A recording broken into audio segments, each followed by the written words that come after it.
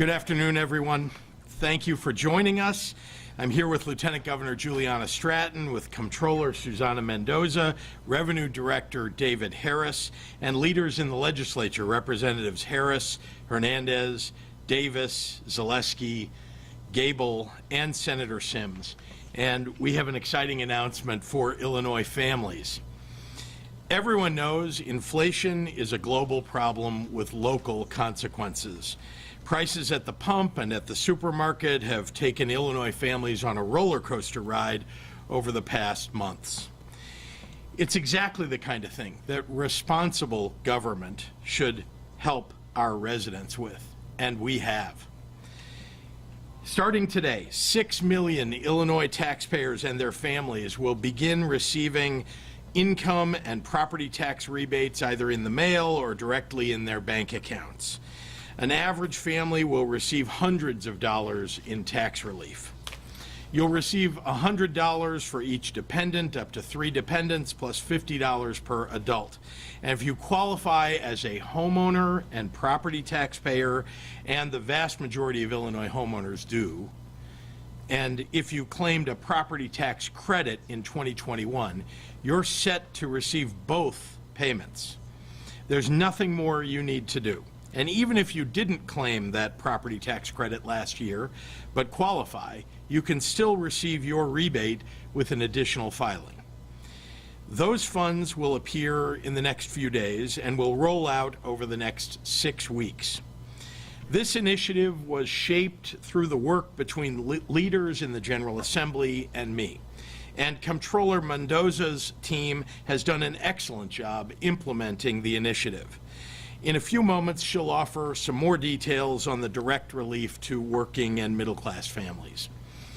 These rebate payments are just one in a series of actions that we're taking to provide some financial cushion in these times. Last month, we scrapped the sales tax on school supplies for families returning to the classroom. You won't pay a dime in state sales tax for groceries until next summer. We're making incredible progress on rebuilding our roads without increasing the costs at the pump that make the construction possible. And I want to be clear, the relief isn't going away. Next year, we're increasing and expanding the Earned Income Tax Credit, putting another $100 million back into the pockets of hardworking residents, and doing it again every year hereafter. That's a permanent change. Relief you can count on.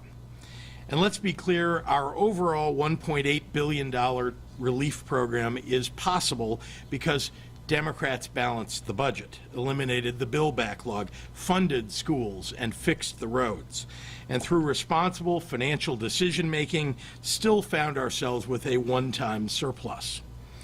There are those who might have sent those funds straight back into the pockets of the 1%, or big corporations, but you won't find any of them standing here today. Working families deserve better. So I want to thank you all, and with that, I'm proud to introduce my partner, one of the strongest advocates for working families, and the best Lieutenant Governor in the nation, Lieutenant Governor Juliana Stratton. Good afternoon, everyone. I'm Lieutenant Governor Juliana Stratton, and I use she, her pronouns. Thank you so much, Governor, for that warm introduction and for always leading our state with the well-being of Illinois families as the top priority.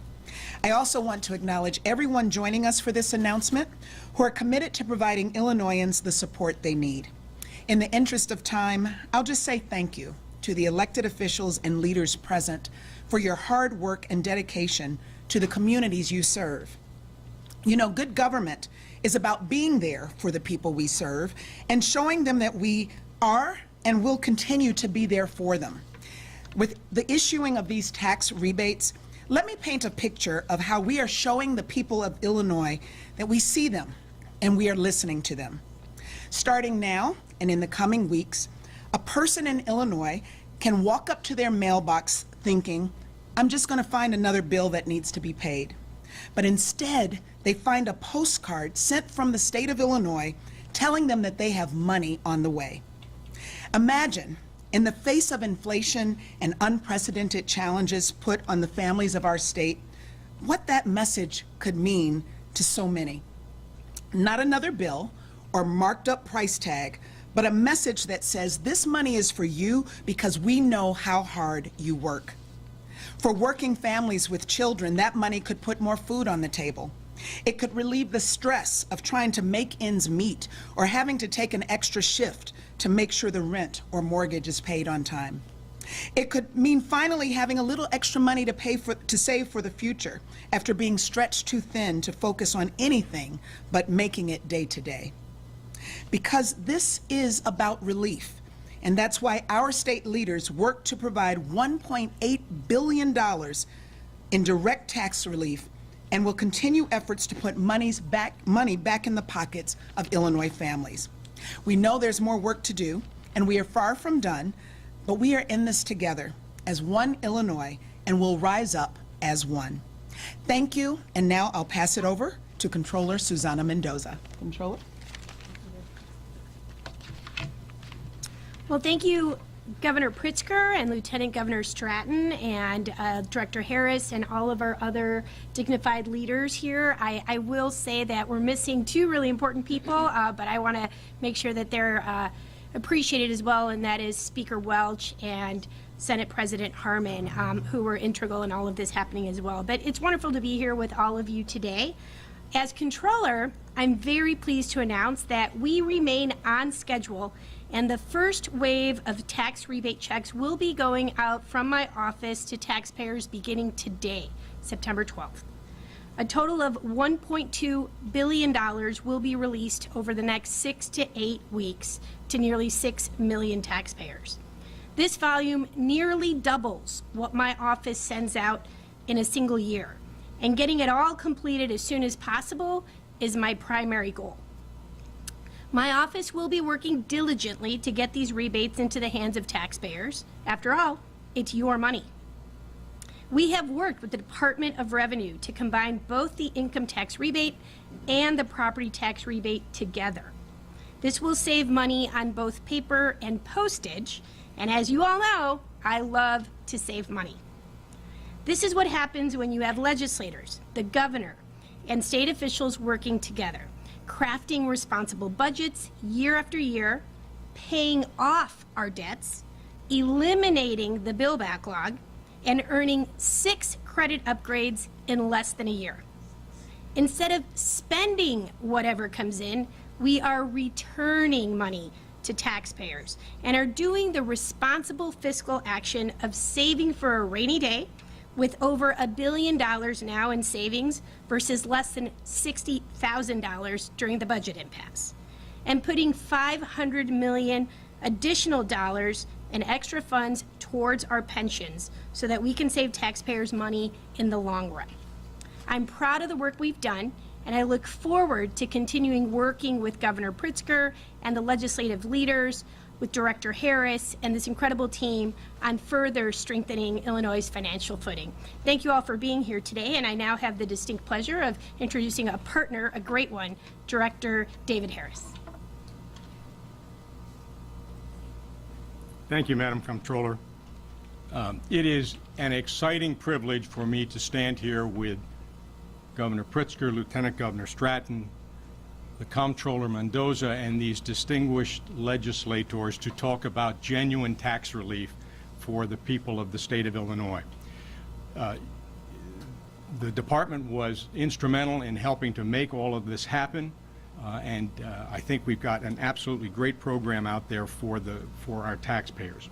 You've heard the highlights, but let me give you just a brief description of some of the specifics on the background. Roughly 6 million taxpayers will get tax rebates. That's divided. About 3 million will get direct deposits, and about 3 million will get paper checks, depending on the method of refund or how they filed their returns. There's still about 200,000 returns to be expected before October the 17th, which is the last filing date for last year's return. As you know, $50 per individual for individual taxpayers who file an individual return and have an AGI, an adjusted gross income, of less than $200,000. If you filed a joint return, you get $100 in a rebate. That's on the income tax side. On the property tax side, up to $300 for a property tax rebate for those that filed or claimed a credit on their return. The income tax and the property tax rebates will be combined into a single payment. The coordination between the Department of Revenue and the Comptroller's Office is routine. We do this with tax refunds, so there was no hurdle to get over to do that for property tax rebates. The rebates will be issued on what's known as a first-in, first-out basis, so that the taxpayers that filed soon after tax filing season opened on January the 24th will be the first ones to get their rebates.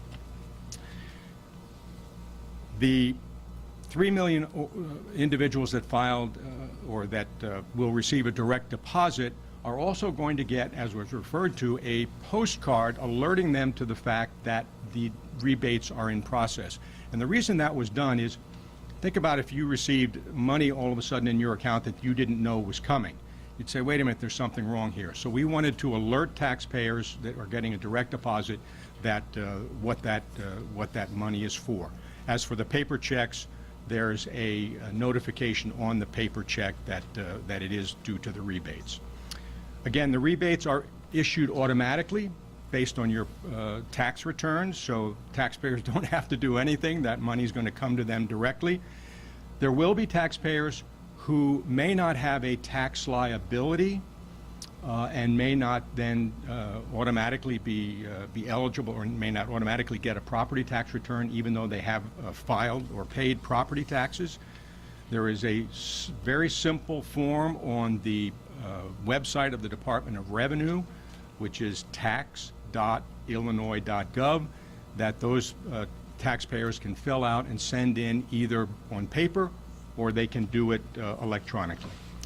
All questions related to the tax rebates are available, or answers are available on that website, tax.illinois, Illinois spelled out, .gov, G-O-V, tax.illinois.gov.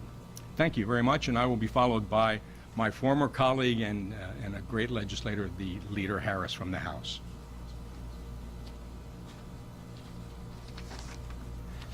Thanks, David. My name is Greg Harris. I use he, his pronouns, and it's really nice to be able to stand here today with good news for Illinois on a financial front. We've worked really hard with the governor, with the comptroller, Senator Sims, and the Senate, all of my House colleagues, to balance our budget, to pay down the $17 billion in debts of the Rana area, and to close the structural deficit in our state budget. But we kept in mind that in addition to being financially responsible, the budgets that we put forth are also moral documents. And the budgets that we propose are not only financially responsible, but they're morally responsible. Families and workers and healthcare institutions and child care providers and disability providers, all got tremendously stretched during the COVID pandemic. And this budget helps where we can. In addition to the $1.8 billion that will be returned to Illinois taxpayers, we're putting aside money, as the comptroller said, $1 billion for a rainy day fund. But we did more. We also added $350 million to the state funding formula to go directly to local school districts and help bring down the pressure on local school districts so they don't have to raise property taxes. We increased by 25% the MAP grants that go out to allow Illinois students to get a college education. And this year, because of the action that we took with Governor Pritzker and the Senate, 24,000 more Illinois students will be able to go to college. We funded senior programs that will allow 2,500 additional senior citizens to get services to stay in their homes instead of going into nursing homes, and that 12 million home-delivered meals and through Meals on Wheels programs will go out to our seniors.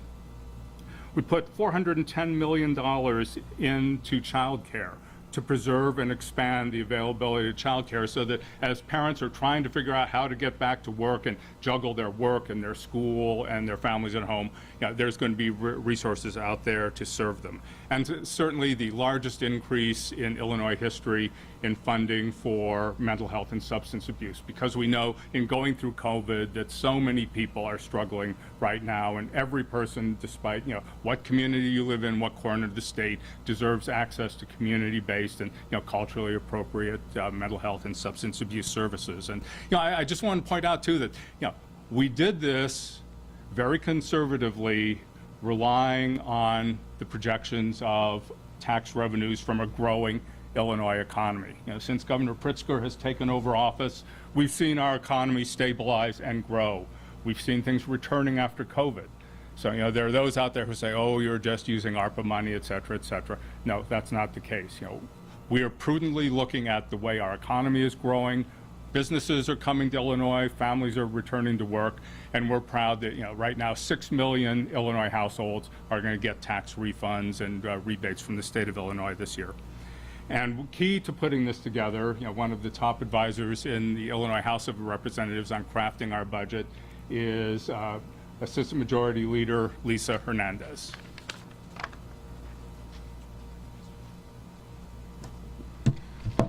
Thank you, Greg, for that introduction. Good afternoon. I am pleased to be here to help announce the rollout of the tax rebates included in the FY23 budget. Due to the current inflation and the lingering effects of the COVID-19 pandemic, we know Illinoisans are struggling.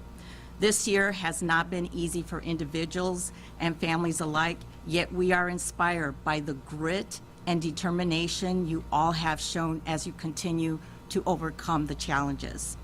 As your elected leaders, it is our duty to provide financial relief to the people and families that need it the most. My colleagues in the General Assembly and I have worked hard to collaborate with the governor's office to do just that. The property and income tax rebates we are announcing today are putting money back into the pockets of Illinois taxpayers as they work hard to make ends meet for themselves and their families. These rebates will help the everyday Illinoisan put food on the dinner table, gas in the car, or simply help them to get through this time a little easier. In all, these tax rebates demonstrate our ongoing commitment to supporting working class people and families in Illinois.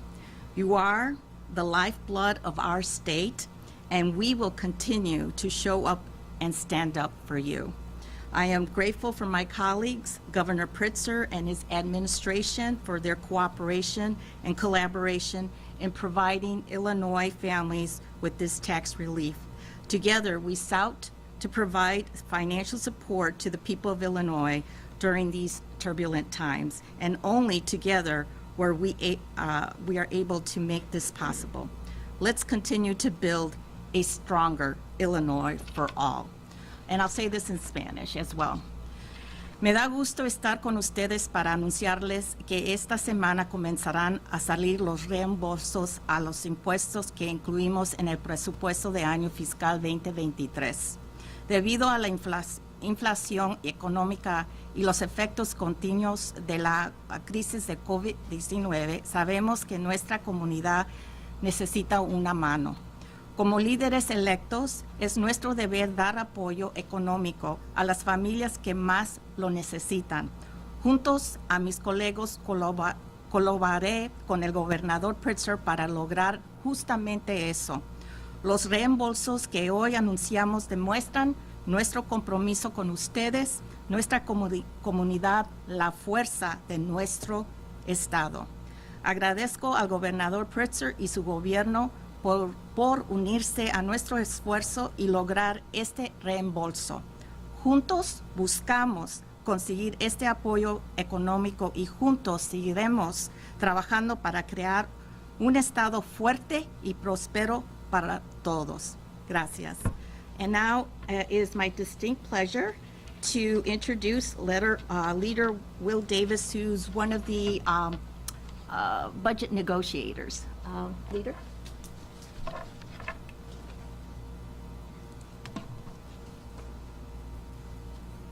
Thank you very much, Leader Hernandez, for the kind introduction. Good afternoon, everyone. I am Will Davis. I'm State Representative of the 30th District, which comprises several communities in the south suburbs of Chicago. I can't tell you how pleased and honored I am to be here with these individuals seated behind me. The opportunity to work to try to benefit not only my constituents, but individuals throughout the entire state of Illinois is something that I truly enjoy and look forward to every year. We've done something very historic. I don't believe in my tenure as a legislator I've ever seen this type of tax relief package that is benefiting Illinois residents. You've heard from previous speakers about all the great things that are being done to try to impact individuals here in Illinois. And if I had to, in this case, sum it up into kind of 2 words, I would probably say cha-ching. And we know it's not a lot, but every little bit helps. When you think about not only being able to put food on the table, gas in the car, but if you are a family or an individual that has young children, you're also thinking about the ability to pay for after-school programming. If you're working hard, you want your young people to have a safe place to be at the end of the school day and not just being a latchkey child. So you're thinking about what it is and the impact for young people as well. Part of our tax relief package was a sales tax holiday for school supplies, as our young people are just getting back into the swing of things with school. But we know school supplies are expensive. I think that T183 calculator that is required for high school students, that in and of itself costs over $100. So here's an opportunity to either put some money back into their pockets that maybe they've spent already, or an opportunity to get something that they couldn't necessarily afford to begin with. So this is great to be able to be a part of this and the impact that it's going to have on residents.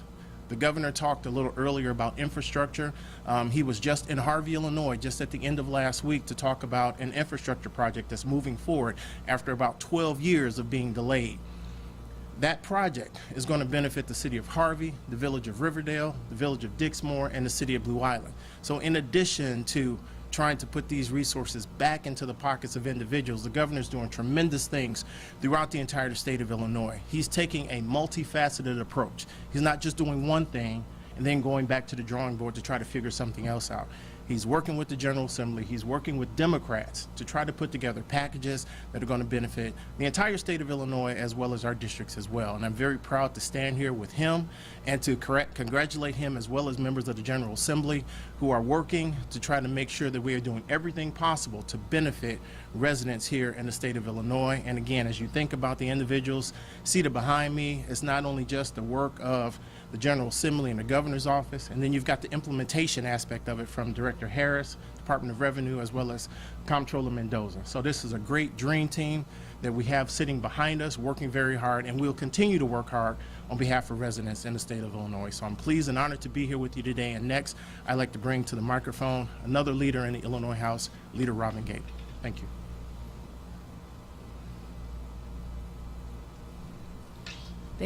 Thank you, Leader Davis. Good afternoon. My name's Robin Gable, State Representative, the 18th District. I represent much of the North Shore of Chicago. So I'm very pleased to be here today to really roll out the rebate that will be available for over 6 million families in Illinois. Representing one of the wealthiest communities in Illinois, even representing the wealthiest communities in Illinois, my constituents will be thrilled to receive these rebates. The district is diverse, and this rebate will really help many of the working families in the district and throughout the state. As you've heard, the details of the program, it will really help families who, sometimes live paycheck to paycheck. This will be some additional cash that they can use for either food on the table or possibly saving these dollars. So I really thank the governor, I thank all my colleagues, and I really want to thank Director Harris. This was a great idea. Along with Leader Davis, I have never seen anything like this before in the state, and I'm really proud to be part of the process. It is now my pleasure to introduce Senator L.G. Sims, a good friend and one of the key budgeteers who put this plan together.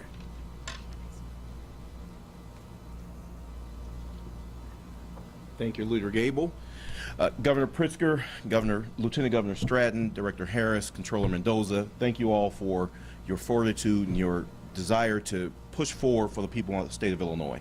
As we crafted this year's budget, we knew we were being what all of us were hoping for was focused. We were being focused on the future, focused on providing for those individuals who could not provide for themselves, making sure that we are paying off our bills. And once we start to look at and we were able to pay our bills, we knew we had to give back and help Illinoisans pay theirs. That's why that $1.8 billion in tax relief is so critical. It allows families to put money back into their pockets, allows them to address the concerns and the needs that they have, the challenges that they face each and every day. Consistency is a great thing.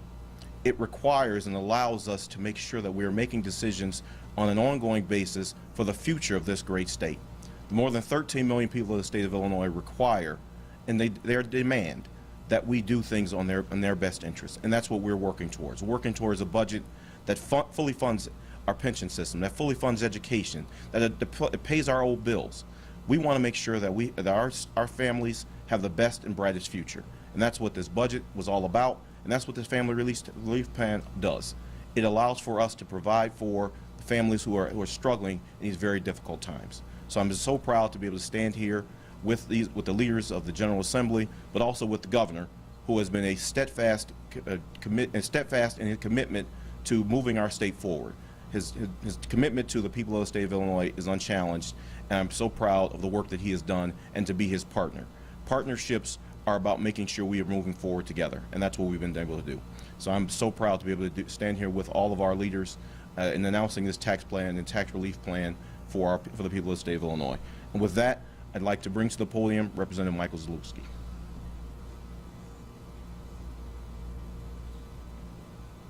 Thank you, Senator. Thank you to the Governor, Lieutenant Governor, Controller, and my colleagues. When you go last, you get to cover anything anyone else hasn't covered. This was, as Revenue Chairperson, it's been 5 years of telling everybody no. This was the year finally we got to tell Illinoisans yes, and it's a very exciting document. Greg mentioned budgets are moral documents. I would say our tax code is a moral document too, and it's becoming fairer. Illinoisans are deriving a benefit from a tax code for the first time in a long time. The governor touched on it, and it's an understated thing, but the expansion of the earned income tax credit is a huge deal for Illinoisans who are emerging in this state and trying to make their way. And we expanded it this year, and we are on our way to a fairer tax code through existing law, which is incredibly exciting for the state of Illinois, incredibly exciting for me as chairperson of the Revenue Committee. So I'd like to thank the governor for his hard work, the Lieutenant Governor, the Controller, my colleagues. It's truly an exciting year to be able to deliver tax relief to Illinois. And with that, I'm going to give it back to the governor for questions and run away as fast as I can. Very good, thank you. Happy to take questions from members of the media. Governor, on the property tax rebate, Yes. Republicans say the rebates are fine, but you're not taking into account that the average homeowner had an added property tax bill of about $2,000 since you took office. Why not push for a property tax freeze or restructuring how local governments collect property? There absolutely is more that we ought to do on property taxes, and let me be clear, property taxes are the purview and under the control of local governments. That is not a state government function. What we're trying to do is alleviate some of the burden that people are suffering at the local level from local property tax levies. There were a number of bills that I know Representative Zalewski and his committee considered that I think are worthy of us pursuing going forward to make sure that we're lowering property tax across the state. You know that one of the major programs that I put through was reform of police and fire pensions so that we would lower the burden on local property taxes across the state. We accomplished that. 75 years of governors and legislatures trying to do something about that. We got it done. So no doubt about it, more needs to be done on property taxes. But given that the average property tax owner in Illinois is paying more than $2,000 since you took office, why not push for a property tax freeze, given we've had all this federal money coming in to the state. There are other opportunities to fund schools and things that local property taxes pay for. Well, you say federal money's coming into the state, absolutely, but that's one-time money. So be clear, we use that for one-time purposes. What we need is comprehensive property tax reform so that we can bring down property taxes going forward. This should not be a problem every single year for property taxpayers. The fact that property taxes are going up, it's a huge challenge for the state of Illinois. But this year, because we had a surplus, and because it's a one-time surplus, we're providing a one-time property tax relief measure that puts hundreds of dollars back in people's pockets. But no doubt more work needs to be done. But Illinois families have been suffering for months now, trying to make ends meet and figure all this out. The inflation, yeah. With inflation and gas prices. So the 1.2 billion released over the next 6 to 8 weeks, some might think that you're trying to buy votes.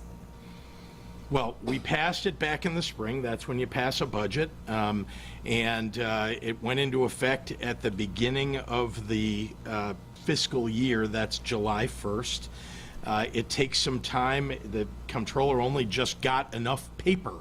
Think about the supply chain issues in order to be able to issue the checks. And then, of course, you've got to make sure you've got the reserves of $1.2 billion to send out to people when you're sending the checks out. So that's why it takes a little time. But as fast as possible, this is just about 2 months after it became effective. So as fast as we could, the checks are going out. Governor, you mentioned the lack of communication last week with Governor Abbott of Texas. Has anything changed? Have you called him? And also, is there any indication that the Arizona governor might be sending people to Illinois? Have not heard from the governor of Arizona or any effort in that regard. We have reached out, our department heads, people within the departments have reached out to the state of Texas, to their departments, their counterparts, to get information. We don't get information from the state of Texas. Think about this. They're sending people on buses without telling us when they're coming. They sometimes arrive with 3 to perhaps 24 hours notice. And that means that we've got to find shelter for them. This is potentially hundreds of people at a time. We've got to find shelter for them, make sure that we're providing the right kind of medical care. Some people arrive with particular medical problems. Some are just healthy and need to get a checkup. But an awful lot has to be done upon their arrival.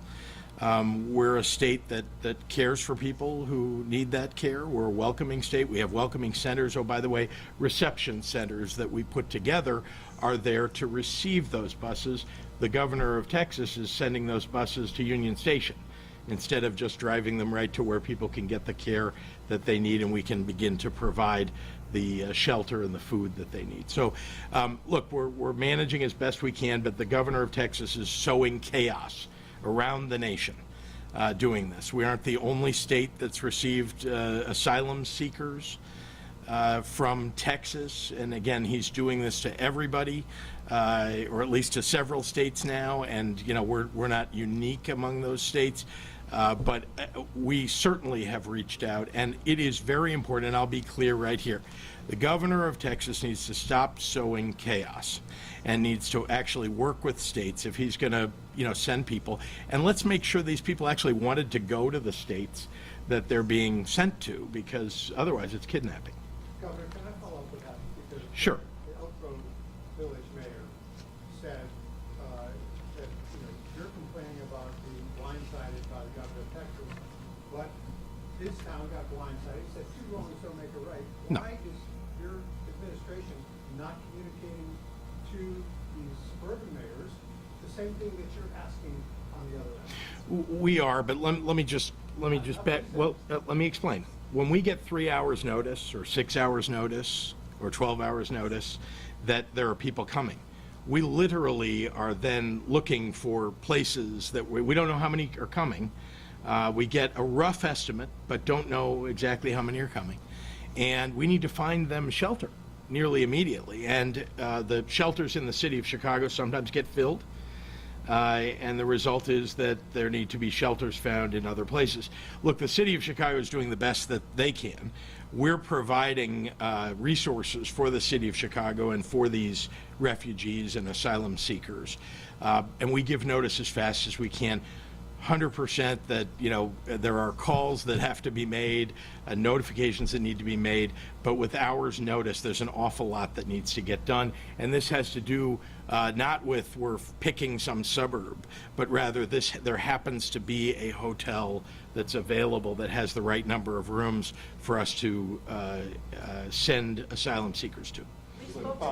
And then we notify them, by the way. Sure. One of the things he was saying this morning is that Friday afternoon, when, before they even got word, and then when they finally got word they were going to the hotel there, they sent police over there out of concern of who's coming in, and there were dozens of cars with out-of-state license plates who told police that they were there to pick up the migrants.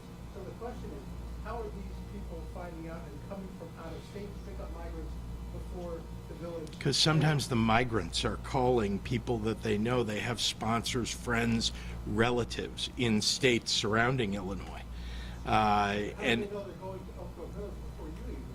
No, they're getting a call because sometimes they're getting a call along the way. The people who are on the bus aren't calling the state of Illinois.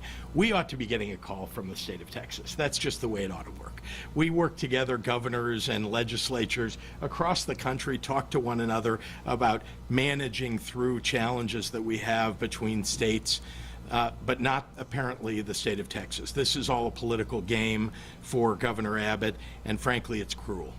Over the vote yesterday, is there any lessons learned and to any Democratic legislators here of infrastructure, or other things that we can do to prepare since it's likely that this will happen again?